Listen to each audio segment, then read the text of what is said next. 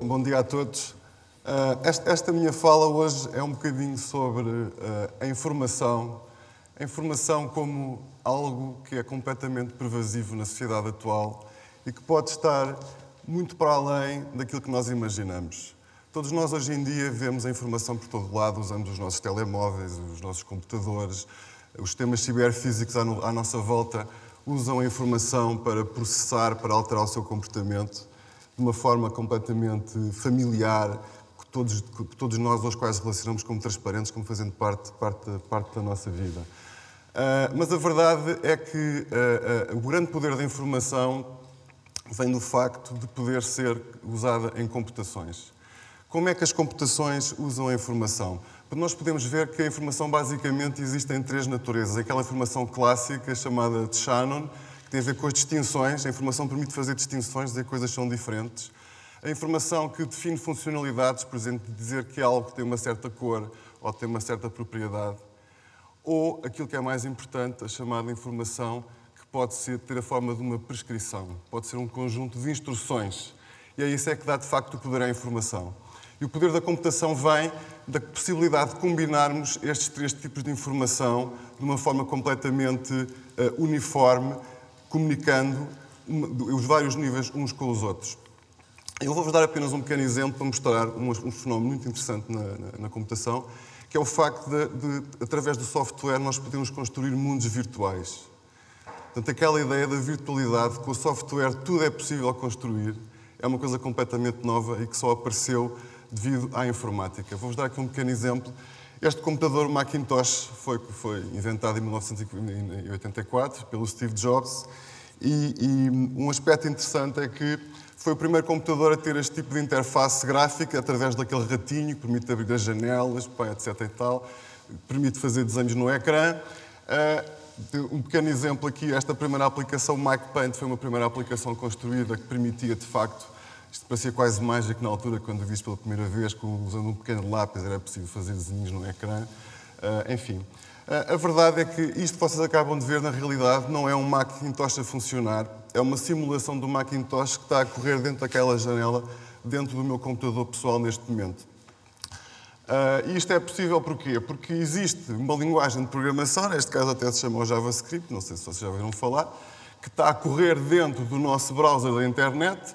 Todos os nossos browsers da internet sabem interpretar aquela linguagem. Houve alguém que teve aquela ideia peregrina, bom, deixa-me escrever um programa que vai simular um Apple Macintosh de 1984 até ao mais pequeno detalhe, de tal maneira que todo o software que existia na altura para correr no Macintosh de 1984 pode agora correr dentro do meu computador e até posso ter imensas cópias deles. Portanto, esta ideia é que nós podemos conseguir construir mundos virtuais por cima uns dos outros, numa espécie de uma hierarquia de realidades alternativas, cada uma delas oculta para a seguinte, mas que na prática funcionam todas em conjunto, é algo que, de facto, é um dos aspectos mais poderosos da computação e da informática. Aquela linguagem de programação onde está escrita aquele simulador daquele Macintosh, por sua vez, está escrito numa outra linguagem que é chamada Java, que, por sua vez, é executada numa máquina virtual. Virtual significa que é uma máquina que está construída em hardware, em software, não é uma máquina física, não é uma máquina eletrónica, mas que é, de facto, a máquina em que corre todo o software escrito em Java no mundo inteiro, que, por sua vez, está escrita numa outra linguagem de programação, que é aquela linguagem que ali está ao lado, que é um conjunto de instruções muito mais próximas de um processador físico de hardware, que, por sua vez, pode ser traduzido para um processador que, finalmente, é aquele que nós compramos na Vorten, que é o Intel, que podemos colocar no nosso computador, que é assim que é feito de material físico, mas que, por sua vez, internamente também pode ser programado, porque, na realidade, nós, se quisermos, podemos alterar o conjunto de instruções do processador Intel para fazê-lo simular outro processador qualquer, e assim sucessivamente, até ao ponto em que hoje em dia é possível simular nas grandes infraestruturas disponíveis na cloud coleções inteiras de computadores completamente virtuais, dinamicamente, tal como vocês imaginassem naquele filme Matrix. É possível criar ruas, alterar a estrutura física do espaço, colocar pessoas onde elas não estavam. Nós podemos imaginar que, hoje em dia, num data center, todos os computadores que lá estão não são os computadores físicos que nós vemos naqueles corredores infinitos, mas são computadores completamente virtuais que são criados instantaneamente, dinamicamente, consoante os pedidos que vêm através da rede. Portanto, são computadores completamente simulados que, para o ponto de vista do utilizador que está a utilizá-los e que está a correr o seu software, são computadores completamente físicos. Portanto, não é porque se eu fosse software eu não conseguia distinguir se estava a correr numa máquina real ou se estava a correr numa máquina virtual, por sua vez também estaria a ser simulada por cima de outra máquina virtual e assim sucessivamente. Portanto, esta realidade da virtualização da hardware hoje em dia tem um valor económico fenomenal. É o que permite hoje em dia às empresas deslocalizarem grande parte do seu hardware para estas grandes infraestruturas e baseia-se num princípio que parece uma coisa quase mágica, mas de facto é esta, que é a construção de realidades virtuais por cima umas das outras, que parecem, no dia-a-dia, para todos nós, como sendo máquinas físicas como outras quaisquer. Portanto, este processo todo tanto existe dentro da informática como em toda a natureza em geral, e agora eu gostava de entrar num modo aqui um bocadinho mais especulativo para vos mostrar algumas analogias de outras áreas da natureza onde estas hierarquias de máquinas virtuais também acontecem. Portanto, a primeira máquina virtual inventada, por acaso, até foi esta máquina, curiosamente, concebida pelo Alan Turing. Muitos de vocês devem se recordar de um filme que agora teve bastante sucesso sobre o jogo da imitação. Portanto, Alan Turing, digamos, a primeira pessoa que imaginou que as máquinas poderiam pensar, ele também concebeu este modelo muito simples do que é que seria um computador universal, um computador que poderia simular qualquer outro computador. E, curiosamente, esta máquina é constituída por uma unidade de controle e por uma fita, portanto, é muito parecida com uma célula. Uma célula em que nós podemos imaginar que o DNA contém o programa que a célula vai executar, grosso modo, e a célula contém todo um conjunto de maquinaria que permite executar esse programa. Portanto, o DNA pode ser visto como uma codificação de informação que representa o código genético do organismo, mas não só o código genético. Portanto, o que está representado no DNA é todo um conjunto de informação. Portanto, o que está ali em causa é a informação, um conjunto de instruções que permite guiar toda a formação e o desenvolvimento da célula, desde o seu estado mais elementar, eventualmente até ao desenvolvimento do organismo como um todo. E se vocês pensarem, o que é que está ali atrás é apenas a informação. Portanto, não interessa para nada qual é que é o suporte físico que está por trás daquele sistema, não interessa para nada se o DNA é formado por 4 nucleótidos, todos nós conhecemos, portanto, os 4 nucleótidos constituem o ADN. Porquê é que o DNA tem 4 nucleótidos e não tem 3? Será que existe algum preconceito específico ou um conceito de desenho particular que imponha que o DNA tenha 4 nucleótidos? Podia ter 2, tudo funcionaria na mesma. O que está em causa não é serem 4 ou serem 3, é a informação que ele de facto contém. E quando nós observamos toda esta hierarquia de máquinas virtuais dentro da célula, que vão desde a leitura do DNA à sua transcrição e posterior utilização pelo ribossoma para construir proteínas que, por sua vez, vão constituir partes fundamentais do organismo, estamos basicamente em presença de uma hierarquia de máquinas virtuais, tal como vimos há bocado no mundo da computação, que permitem construir um sistema extremamente complexo a partir de um substrato relativamente simples de informação. E também, outra analogia que pode ser feita é o seguinte: o próprio ribossoma, que é aquele organismo da célula que permite descodificar o código, se quiserem, as sequências genéticas para produzir as proteínas, ele próprio é construído exatamente da mesma forma como as proteínas que constrói são construídas. Portanto, é exatamente um processo que está completamente fechado sobre uma estrutura causal de informação. Um aspecto interessante desta analogia é que é possível hoje em dia alterar o código genético de uma célula de tal maneira a fazer com que ela faça basicamente o que um programador possa fazer, ou seja, reprogramar o comportamento de uma célula. Este é um pequeno exemplo, um projeto feito recentemente no MIT, onde é possível escrever um programa numa linguagem chamada Verilog, por acaso é uma linguagem também usada para constituir circuitos integrados, mas que aqui na prática é toda ela traduzida, compilada numa sequência de ADN que permite alterar o comportamento de uma célula e fazê-la, no fundo, executar um comportamento completamente diferente do que para o qual ela estava desenhada inicialmente. A minha segunda analogia tem a ver com o não determinismo que aparece na computação. Todos nós sabemos que o mundo, em geral, é não determinista, mas a verdade é que todas as teorias físicas do mundo, mesmo a mecânica quântica, é determinista.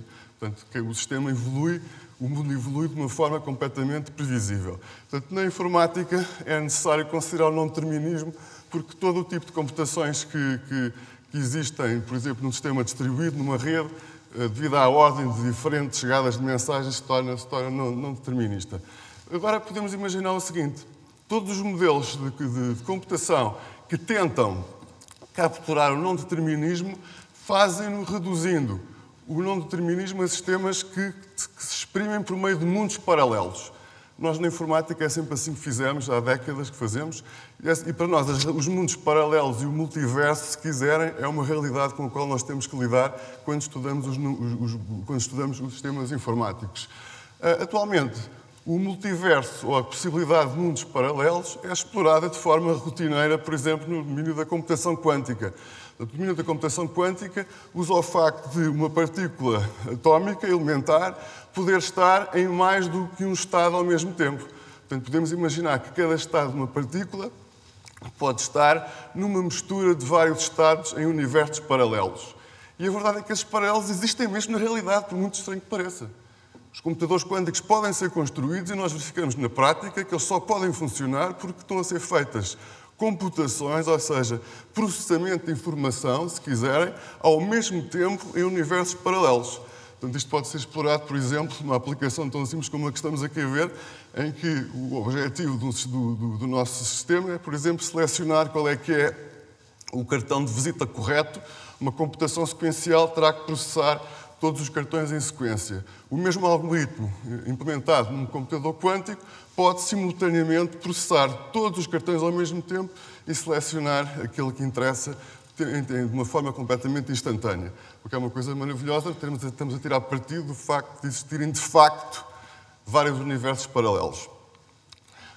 O meu último exemplo, mesmo para terminar, já completamente um bocadinho nos limites da especulação, mas não propriamente, tem a ver com o seguinte. Tem a ver com uma ideia muito interessante conhecida como o princípio holográfico, e que nos dá uma evidência de que a informação pode ter, na estrutura do universo, um papel muito mais fundamental do que aquele que nós pensamos. E este princípio é o seguinte: toda a gente conhece, mais ou menos, agora está um bocadinho até altamente vulgarizado, a ideia de buraco negro. Portanto, os buracos negros estão por toda a parte. Bom, e basicamente um buraco negro é um sítio do espaço onde a força da gravidade é tão forte que nada consegue escapar ao poder de atração do buraco negro, nem sequer a luz. Bom, houve aqui um debate ao longo de várias décadas entre o Hawking, que foi o grande fundador da teoria dos buracos negros, e este senhor aqui, o Susskind, conhecida como a Guerra dos Buracos Negros, que tinha a ver com o seguinte: um buraco negro engole tudo o que cai dentro dele. Bom, mas a verdade é que existe um princípio importante na natureza, que é não só a lei da conservação do Lavoisier, mas existe um princípio parecido que tem a ver com a informação. Portanto, na natureza, a informação não se pode destruir. Portanto, a informação nunca é criada e nunca pode ser destruída. E, portanto, existia aqui um problema que é o seguinte, não é? Quando um objeto, de repente, cai dentro de um buraco negro, para onde é que essa informação vai? E o Hawking dizia que a informação perdia-se para sempre, ou seja, a energia não era perdida, cada coisa cai dentro de um buraco negro, faz com que o buraco negro fique cada vez maior, não é? Mas que a informação se perdia. Bom, este debate tem continuado ao longo de décadas e não existe consenso. Atualmente diz-se que toda a informação dos objetos que caem dentro do buraco negro fica registada na superfície, portanto, no horizonte do buraco negro, sob a forma de uma codificação de tudo o que está dentro do buraco negro. Isto é uma coisa interessante porque verificou-se, isto também já está verificado experimentalmente, que toda a massa que cai dentro do buraco negro aumenta não o volume do buraco negro, mas a superfície. Portanto, significa que tudo o que está dentro do buraco negro, na realidade, está codificado como um holograma na superfície do buraco negro.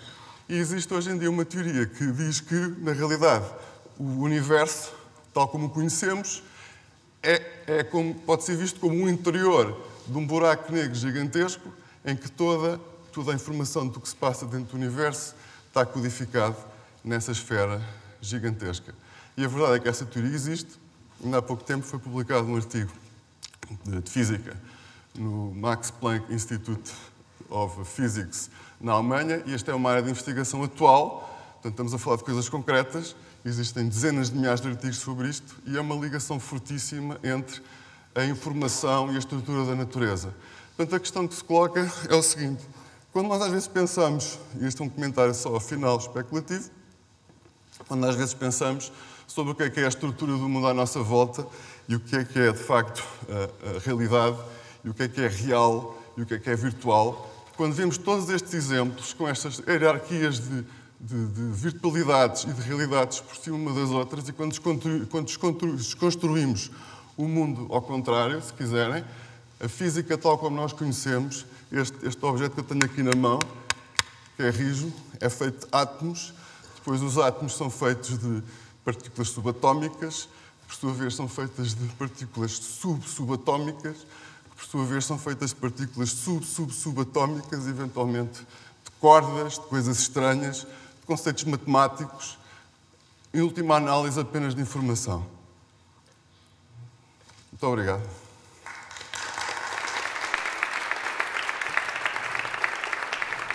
Muito obrigado pela interessante palestra. Eu tenho uma pergunta.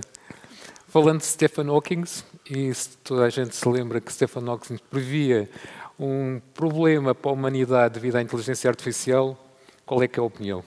Será que estamos ameaçados pelos robôs? Ou ainda estamos muito longe disso? Ou será que alguma vez isso irá acontecer? Eu acho que vamos estar progressivamente ameaçados pelos robôs. Mas a um ritmo tão lento, que eu não prevejo que estejamos em perigo para os próximos tempos. Pronto. Muito obrigado. Muito obrigado.